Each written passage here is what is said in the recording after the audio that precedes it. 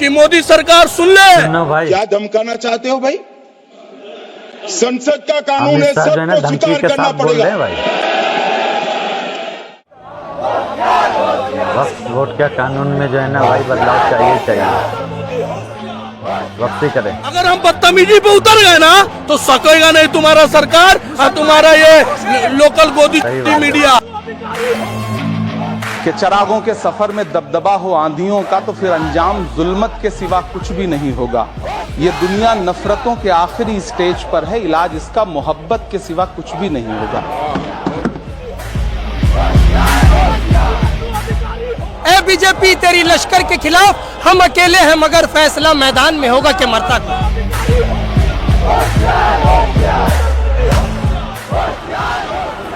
This is Park Circus 7-point crossing, and what you see is a massive protest demonstration in the heart of the city, and it comes a day after the Waqf Amendment Bill was eventually passed in both Lok Sabha and Rajya Sabha. Well, the Modi government, the BJP government has hailed this as nothing but historic and said that this would only paving the way. Hello दोस्त, कैसे उम्मीद करते बढ़िया होंगे, मस्त होंगे, स्वस्थ होंगे और ज़बरदस्त होंगे। तो ये वीडियो को देख रहे हैं तो स्किप ना करें, पूरा देखें। और वक्त बिल के खिलाफ जो है ना लोग जो है ना प्रदर्शन कर लिए निकल चुके हैं। तो आप जो है ना ये वीडियो को देख रहे हैं तो ज़्यादा से ज़्यादा सपोर्ट करें और शेयर करें और इन चैनल को सब्सक्राइब भी कर लें और बेल आइकन को दबाना ना भूलें ताकि ऐसी वीडियो आपके पास आती रहेगी। Community who are certainly not buying this narrative. Waqf Amendment Bill. अभी ये बिल तो पास हो गया, आपको लगता है कि सरकार इसको रिजेक्ट करके इसको वापस लेगी? देखिए, कानून में लिखा हुआ है by the people, of the people, for the people. We are the people of India. The law mades for the people. कानून आवाम के लिए ही बनाया जाता है ना, तो हमको पसंद नहीं है। मेरी एक जवान बेटी है, आपने आकर कहा कि आपकी बेटी के लिए एक अच्छा रिश्ता मैं लाया हूँ। मैंने कहा मैं नहीं करूँगा। आप जबरदस्ती करवा सकते हैं शादी? नहीं ना। आप मेरे लिए बिल लाए थे ना, हम बोले हमको नहीं चाहिए, कभी नहीं। हम जिसमें हैं वही खुश है। आप जबरन क्यों हमारे ऊपर थोपिएगा? जिस तरह किसानों को ऊपर बिल थोपा गया था, किसानों ने एहतजाज किया, वापस लेना पड़ा। इंशाअल्लाह इस बिल को भी वापस लेना पड़ेगा। हम लोग रास्ते पर उतरेंगे। हम लोगों ने महात्मा गांधी से सीखा है, नेताजी से सीखा है, मौलाना आजाद से सीखा है। उसी रास्ते पर चलेंगे, डेमोक्रेटिक वे में, कानून के दायरे में जो जो करना है करेंगे। हम भूखे रहेंगे, आप हमको रोक सकते हैं भूखे रहने से? हम रास्ते पर बैठेंगे पीसफुली, आप रोक सकते हैं? हम हर वो रास्ता अपनाएंगे जो कानून के दायरे में हो। लेकिन बाबरी मस्जिद शहीद की गई, रंजन गोगोई को इनाम दिया गया, बाबरी मस्जिद का फैसला सुनाने के बाद इनाम दिया गया, राज्यसभा भेजा गया। एक जज कह रहा है कि मैं भगवान से पूछकर फैसले देता हूँ। क्या हो रहा है? तमाशा हो रहा है। जब हमारी बारी आ रही है तो भगवान से पूछकर फैसला कर रहे हैं। कहाँ है दस्तूर, कहाँ है कॉन्स्टिट्यूशन? अब हमको भरोसा नहीं है। कुछ जजेस भी कॉम्युनल हो गए हैं। उनका एक ही रास्ता है कि हिंदू राष्ट्र के रास्ते में 3 रुकावटें हैं। पहला रुकावट मुसलमान, दूसरा रुकावट क्रिश्चियनिटी और तीसरा रुकावट कम्युनिस्ट। ये गोलवालकर ने अपनी किताब में लिखा है। तो उनका मकसद है क्रिश्चियनों को खत्म करना, मुसलमानों को खत्म करना, ताकि वो इसको हिंदू राष्ट्र बनाए।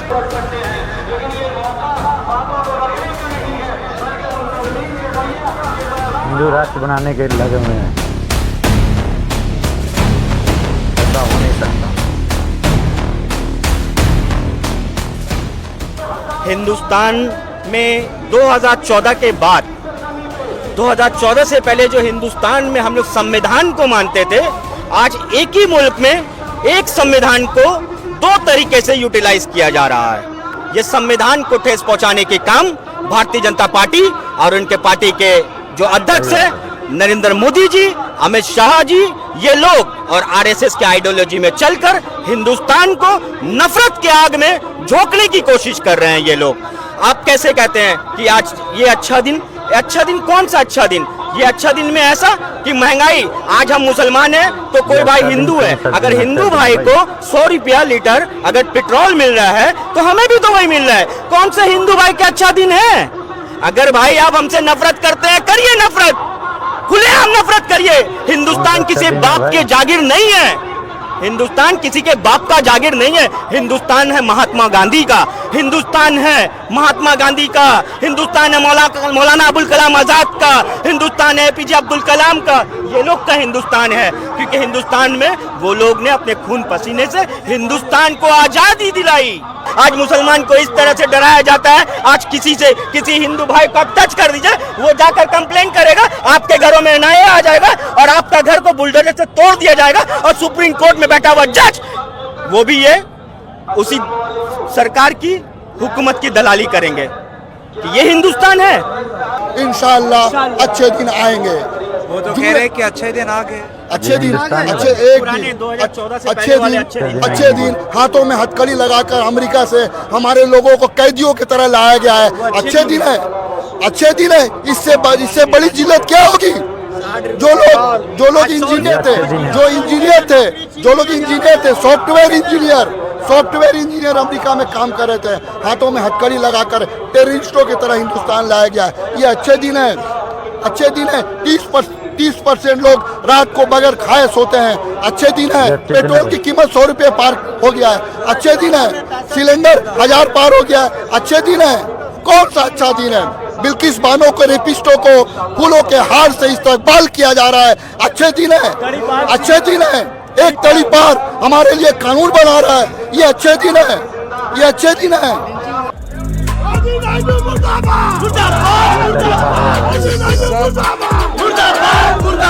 सर आप लोग आज जो प्रोटेस्ट कर रहे हैं, मोदी सरकार का कहना है कि ये सबके हित में है, ये मुसलमानों की हित। सबसे पहला बात हमको ये बताइए, हम ये जानना चाहते हैं, अगर ये सबके हित में है तो वक्फ बोर्ड जैसा जो प्रॉपर्टी है आज का डेट में आप देखिए हिंदू के पास भी है, सिख के पास भी है, ईसाई के पास भी है।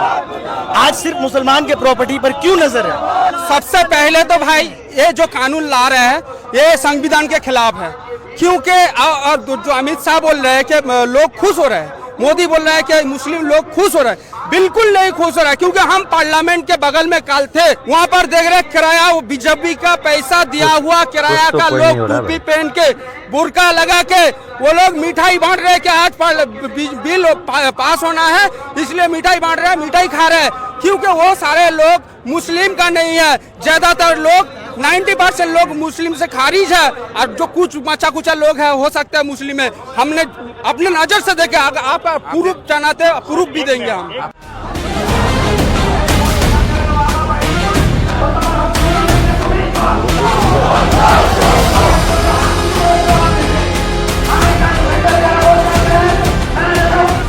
ये काला कानून को वापस लेना चाहिए, क्योंकि मुसलमान का अपना जो वक़्फ़ एसेट है, वक़्फ़ प्रॉपर्टी है, मुसलमान का अपना प्रॉपर्टी है। ये हुकूमत का दिया हुआ प्रॉपर्टी नहीं है। वो बिल में बोला कि कोई नॉन मुस्लिम अगर कब्रिस्तान को जगह दे तो ये नहीं लेना चाहिए, लेने का कोई एक्सेप्ट नहीं होगा। ये कानून बनाने का अधिकार पार्लियामेंट को और मोदी हुकूमत को कौन दिया? क्यों नहीं एक्सेप्ट होगा? आप हमको 10 रुपया खाने के लिए देंगे तो आपका कोई अधिकार नहीं होगा। अगर मेरा पेट में भूख रहेगा, आप 10 रुपया दे रहा, वो पुलिस आके बोला नहीं वो तो मुसलमान है, तुम 10 रुपया उनको नहीं दे सकते हैं, ये क्या कानून है? नहीं, नफरत फैलाने की एक साजिश है। पूरा हिंदुस्तान में मुसलमान के खिलाफ नफरत फैलाने का एक साजिश है। Here in Kolkata, the members of the All India Muslim Law Board have clearly stated that they are against the Waqf Amendment Bill 2025, which they call as a black law. They want this law to be repealed and they want the Prime Minister to take cognizance of this whole matter. They are saying that India as a nation is a secular country and no law should be passed or no piece of legislation that hurts the very ethos of this country should be hurt. They are saying that they are here for the Hindus, the Muslims. They want unity. They want religious unity to prevail in the country. हम अकेले हैं मगर फैसला मैदान में होगा कि मरता एक सेकंड मैं पूरा सुन नहीं पाए। एक सेकंड, फैसला मैदान में होगा भाई। सो शेरो शायरी में भी सुन लो भाई, लोग प्रोटेस्ट कर सकते हैं। एक तरफ जब लोग नारेबाजी कर रहे हैं, लोग जोर जोर के स्लोगन्स दे रहे हैं, तो शायद एक कॉर्नर में ये भाई शायरी से भी अपना प्रोटेस्ट को रजिस्टर करने की कोशिश कर रहे हैं। प्रोटेस्ट और प्रोटेस्ट का मुद्दा एक है, वो है वक्फ अमेंडमेंट बिल। किसी बेहतरीन ये शायर ने कहा था कि राह में खतरे भी है लेकिन ठहरता कौन है। राह में खतरे भी है लेकिन ठहरता कौन है। मौत कल आनी है, आज आ जाए, डरता कौन है। और ए मोदी, ए बीजेपी, तेरी लश्कर के खिलाफ हम अकेले हैं मगर फैसला मैदान में होगा कि मरता कौन। आपको क्यों लगता है कि वक्फ अमेंडमेंट बिल जो अमेंडमेंट हुआ है वो मौत के समान है? आप अगर देखेंगे कि आज आर्टिकल 26 कहता है कि हर पर्सन को रिलीजियस राइट का अधिकार है, वो अपना चयन, धार्मिक चयन भी खुद से करे और उसका प्रोसेस भी खुद से तय करे कि उनको कैसे पूजना है, किसको पूजना है, किस तरह पूजना है। इसमें किसी का इंटरफेरेंस जो है वो एंटी कॉन्स्टिट्यूशन होगा, वो अनकॉन्स्टिट्यूशनल होगा, यानी कि वो वॉइड होगा। लेकिन आप अगर ये वक्फ बिल को उठा करके देखें तो यहाँ पर बहुत ऐसे चेंजेस है। वो कौन होते हैं फैसला करने वाले कि हम अपना ज़मीन को वक्फ बाय यूज़र करेंगे या वक्फ बाय यूज़र नहीं करेंगे, ये कोई होते नहीं है। इसलिए कि हमारा फंडामेंटल राइट है कि हम अपना धार्मिक रिलीजियस को किसी तरह भी चयन कर सकते हैं। कि हम ही कुएं खोदते फिरेंगे, हम ही पे पानी हराम होगा। हम ही कुएं खोदते फिरेंगे, हम ही पे पानी हराम होगा और हमारा ही कत्ल, हम ही को कातिल कहेगी दुनिया, हमारा ही कत्ले आम होगा। आप अगर देखेंगे कृषि आंदोलन में कृषि कानून निकलने के बाद कोई फायदा नहीं हुआ, हालांकि नुकसान हुआ। जो किसान अपनी टपकती हुई छत छोड़ करके रास्ते पर आए और करीबन 1000 से ज्यादा लोगों का जान गई, कितने परिवार ने अपने बेटे, अपने माओ को खोया। आज वही मोदी सरकार चाहती है कि फिर माइनॉरिटी का वो तबका उठ करके आए, इनके जख्मों को खुरे दो, इनको रास्ते पर लाओ और इसी तरह इनको भी शहादत का मकाम। मगर एक बात बता, सुनिए, पहली बात, अगर हम बहुमत सरकार से जीतते हैं तो इसका मतलब क्या है कि हम आपका घर कब्जा लेंगे? क्या ये आपको अधिकार मिलता है? Majority must be guaranteed. ये बात हर जगह नहीं लागू होता है। पूरी दुनिया की ताकत मिलकर के शराब को पानी नहीं कह सकती है। पूरी दुनिया की ताकत मिलकर के पानी को शराब नहीं कह सकता है। इतना तो आपको अकले शऊर होगा। मोदी जी आते हैं, संसद में बिल पास कराते हैं। मोदी जी तो बिल पास कराए थे आर्टिकल 370 भी, कितना इम्प्लीमेंट कर लिए। ये उनको भी पता है कि देश का जो 65 करोड़ टुटपुंजिया सपोर्टर उनका है, टैरिफ का मुद्दा में उनको घेर सकता था। तो एक नया वबाल लेकर के आता है मुस्लिम अमेंडमेंट एक्ट का, वक्फ अमेंडमेंट एक्ट का। आप हमें बताइए ये कहाँ का जुल्म है? ये अमित शाह बात करता है कि वक्फ प्रॉपर्टी को हम लेंगे, अपनी मर्जी चलाएगा। किस हिसाब से आप मर्जी चलाएंगे? वक्फ प्रॉपर्टी आपके बाप की है? हाँ, नहीं है आपकी बाप की। नरेंद्र मोदी की बाप की है? नहीं है। 700 साल अंग्रेज राज, 700 साल मुगल राज किया, 200 साल अंग्रेज राज किया, 60 साल, 5 साल ये टुटपुंजिया राज कर रहे हैं। वो लोगों ने वक्फ अमेंडमेंट एक्ट में कभी उंगली नहीं की। ये लोग क्यों कर रहे हैं? ये इनको भी पता है वक्फ अमेंडमेंट एक्ट लागू तो हो गया पर इम्प्लीमेंट नहीं होगा।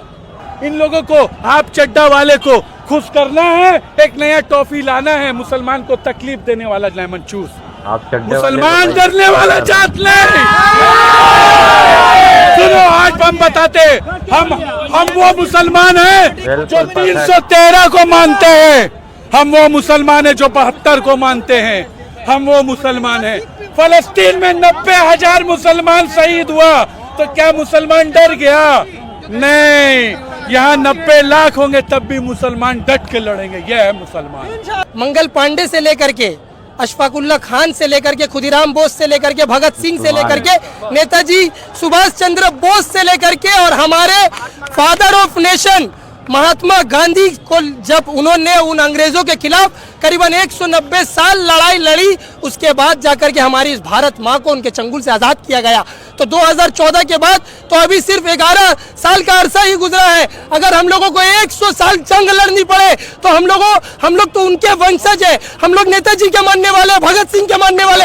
100 साल नहीं, 200 साल नहीं, अगर 300 साल इन अंग्रेजों के तलालों से अगर जंग लड़नी पड़ेगी अपने भारत माँ को उनके चंगुल से आज़ाद करके। There are people who are also lying on the street saying say no to Waqf bill. Sir, गर्मी है सड़क पे सर, उससे ज्यादा गर्मी दिल में दे दिया है। ये 3 आदमी मिलके आप उठ जाइए सर। आप एक प्रोटेस्ट के लिए खुद के हम तो एकदम सुख शांति से हम लोग सबका प्रोटेस्ट हो जाएगा आपका, जान चले जाए मगर ये बिल वापस होना चाहिए। लाखों लाख आदमी मर जाएगा इसमें मगर कोई पीछे नहीं हटेगा। ये आंदोलन वो लोग गलत किया है, वापस आना चाहिए, ये लोग गलत सही बात फैसला है। लिया है। आपको लगता है ऐसे पीछे सड़क नहीं पे हटेगा तपती भाई। गर्मी की तो हम लोग- वाले रास्ते पे सोने से ये हम लोग का यही पहचान है कि हम लोग सुख शांति से आंदोलन करते हैं, तोड़ फोड़ मार धार नहीं करते। अभी आपको छोटा मिसाल दे रहे हैं, कुंभ में हमारा इतना हिंदू भाई बहन मरा, इतना ट्रेन तोड़ा गया, कहीं से कोई आवाज उठा, कोई गिनती आया नहीं आया। ये 7 पॉइंट में बताइए कहीं पर भी एक गिलास भी टूटा है? सब सुख शांति से प्रोटेस्ट कर रहे हैं हम लोग अवाम को डिस्टर्ब देने नहीं मांगते। बस हम लोग का बात यही है, काला कानून वापस ले, जो कानून वो बिल पास किया है। अच्छा, मैंने आपका बात सुना, अब छोटे भाई का बात रखिए, प्लीज उठ जाइए, आपका तबीयत खराब काला तबीयत खराब कानून नहीं वापस होगा। लो भाई। उठ जाइए, उठ सुनिए, जाइए। तबीयत खराब नहीं होगा। ये प्रोटेस्ट में मैं मन्नत करके आया हूँ, 10 गोली भी मारेगा तो उठ मेरे जाइए। सबको भी गोली मारेगा, कोई भागने वाला नहीं है। जान चले जाए, पीछे हटने वाला हम लोग नहीं है। हक परस्ती में रह के कुछ उसूल की बातें करो, और इस दुनिया में जीना है तो अपनी रसूल की बातें करो। हम लोग डरने वाला नहीं है। एक वक़्फ़ किया हुआ बिल ये पास कैसे हो सकता है जब मेरा जब मैं ये मेरा रुपया है, ये मेरा प्रॉपर्टी है, मेरे आने वाले नस्ल कोई खाने वाला नहीं है। मैं ये प्रॉपर्टी को वक़्फ़ कर दिया, यानी अल्लाह के राह में हम दे दिया, इससे मेरे कौम को फ़ायदा पहुँचे। ये मैं अपने खुद मुख्तारी से मैं अपना पैसा को उसको दिया हूँ। ये होता कौन? आपका प्रॉपर्टी, आपका नस्ल नहीं है, आप हमें दे दिए गारंटी के साथ कि आप, मेरा नाम मोहम्मद असगर है, कि दे दिए प्रॉपर्टी कि आप असगर के नाम में है। ये वक़्फ़ कर दिया कि ये फिर वक़्फ़ किए हुए चीज़ को ये बिल पास कैसे होता है? किस क्या फंडामेंटल राइट है, ये समझ में नहीं आई।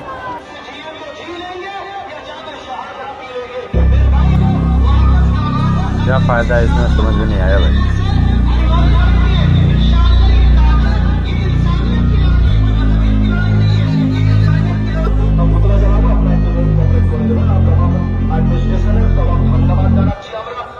काला कानून वापस लो, नरेंद्र मोदी होशियार और अमित शाह तुम भी होशियार। शांति के लिए देश का दंगा फसाद ना हो, हमने अपना मस्जिद तक खो दिया, इसलिए खो दिया कि चलो दूसरे जगह मिलजुल के रह लेंगे। लेकिन ये जो है हमारा, अगर मेरा चीज है, हम कुछ डोनेट करना चाहते हैं, ये भाई पानी पी ले, आप इस पे रोक लगा के दूसरे को देने का काम करेंगे?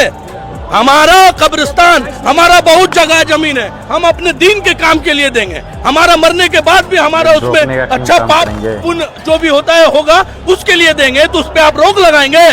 अच्छा, आप यही सब काम करते हैं, आप बेरोजगारी पे बात क्यों नहीं करते हैं? आप जो इतना यूथ काम नहीं कर पा रहा है, नौकरी नहीं कर पा रहा है, किसी के पास अच्छा जिम नहीं है, हिंदू मुस्लिम करने के लिए ठेका लेके रखा है, तो उनको मैं आपके मीडिया के माध्यम से बताना चाहता हूँ कि मोदी सरकार सुन ले, ये अभी सिर्फ बंगलाई है, आगे बहुत बड़ा लड़ाई है, तुम सकोगे नहीं। अगर हम बदतमीजी पे उतर गए ना तो सकेगा नहीं तुम्हारा सरकार और तुम्हारा ये लोकल गोदी मीडिया।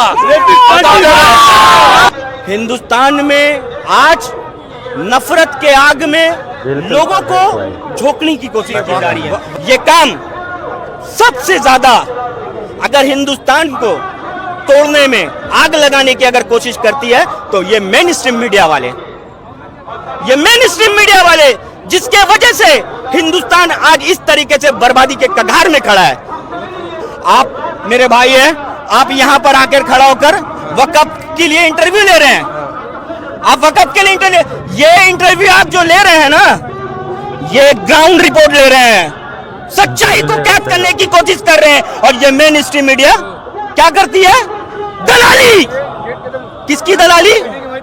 ये अडानी की दलाली, अंबानी की दलाली, मोदी की दलाली, अमित शाह की दलाली, योगी की दलाली, ये इन लोग की दलाली करते हैं, इन लोग का प्रोपोगंडा को बनाने की कोशिश करते हैं, मैनिफेस्टो को ऐसे सजाने की कोशिश करते हैं ताकि हिंदुस्तान में सरकार ऐसे बने, लोगों को ये पता चले और बाहर मुल्क में लोगों को ये समझ में आए हिंदुस्तान में मोदी जी, वो मोदी जी, वो मोदी जी। अरे क्या मोदी जी, क्या मोदी जी? यहाँ लोग इस तरह से भीड़ लगाकर अपने कामकाज को छोड़कर हैरेसमेंट होकर यहाँ खड़े हैं। ये आपकी बाप की प्रॉपर्टी थी। 2014 से पहले लोग सोचे थे कि भाई एक नया गवर्नमेंट आएगा, उसने मुसलमानों में भी सहयोग दिया था, उनकी ताकत नहीं थी अकेले की सरकार बनाने की, मुसलमानों में भी कहीं ना कहीं वोट दिया था बीजेपी को। आज बीजेपी को वोट देकर ये नतीजा मुसलमानों को देखना पड़ रहा है। तो आप किसकी फायदा की बात कर रहे हैं? अगर फायदा पहुंचाना था ना, अगर फायदा आवाम को, हिंदुस्तान को पहुंचाना था तो आप रोजगार पे काम करते, तरक्की के पे काम करते, महंगाई के ऊपर में काम करते, उन्नति के ऊपर में काम करते, तब हिंदुस्तान अमेरिका के बराबर में खड़ा होकर अमेरिका से नजर मिला के बात करता। आज हमें शर्मिंदगी महसूस होती है, हमने ऐसे दलालों को बैठा दिया जो हिंदुस्तान को इस तरीके से आज बर्बाद करने की कोशिश कर रहे हैं। बहुत शर्म की बात है, मगर हिंदुस्तान ने उस बात को छुपाया, क्यों छुपाया? उन्होंने वक्फ अमेंडमेंट बिल ला के छुपा दिया, लोगों को गुमराह कर दिया। रिक्वेस्ट करूं, उसको मेन स्ट्रीम मीडिया मत बोलिए। जिसको आप नफरत करते हैं, जिसको आप देखते नहीं, जिसके ऊपर आपका भरोसा नहीं है, तो उसको मेन स्ट्रीम मीडिया मत बोला कीजिए। देखिए, ये उसको और कुछ बोल दीजिए। ये सही बात है कि आपका कहना एकदम सही है, आपका कहना एकदम सही है। आपका बिल्कुल कहना सही है।